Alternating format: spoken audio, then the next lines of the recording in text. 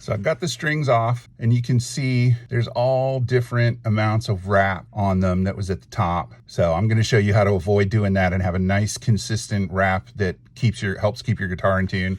And then I cut them down here once the tension was off, because these ends are hard to pull through those little holes. Okay, now I'm gonna show you real quick my trick for getting the perfect string set up on vintage tuners. And what you do is you run the string through the body, or through the bridge and the tailpiece or whatever. You come up and you start measuring here.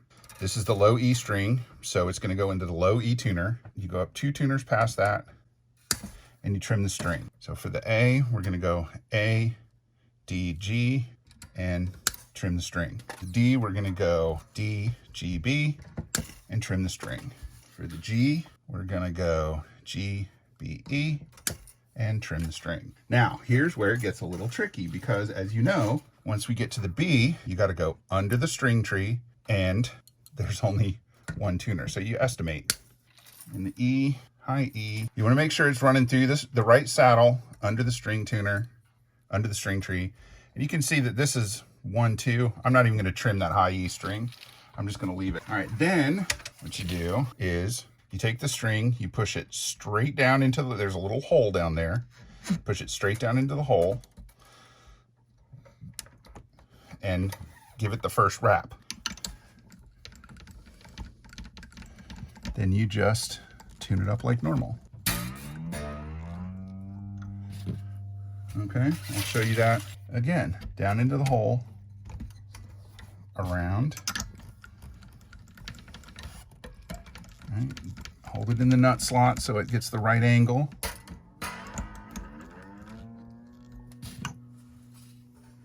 Make sure you're on the saddle slots. Straight down, over. This works with bass tuners too. This is a really nice string winder, by the way, that Fender puts in the kit.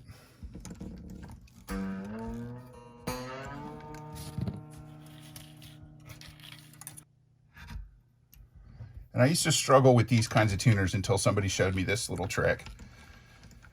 I don't even remember who it was anymore. It was probably Bob Parker when I was working at Dale City Music in Dale City, Virginia. Now this one, the B, down in the tuner, over, under the string tree,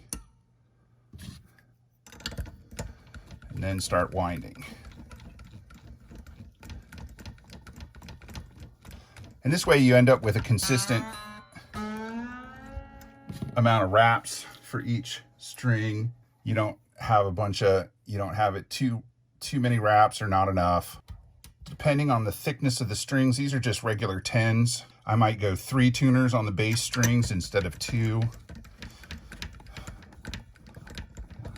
Just to get a little more tension, or whoops, wrong one. A few more wraps. Oops, gotta get it on the saddle. All right, so that's all set. We're done trimming the strings, so we're gonna put that back in there. Close up the toolkit. Thanks very much to Cruise Tools and Fender for the very cool toolkit. And here, let's check this out. You can see from this angle that there's not a ton of wraps around those, but it's enough.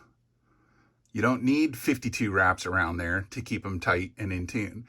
Now, this will tighten up a little bit, especially the bass strings. This will tighten up as I tug on the strings to get everything seated into place. What a lot of people call stretching the strings is not stretching the strings, it's seating everything on the tuning peg. I'm not gonna make you watch me do that and tune up the guitar.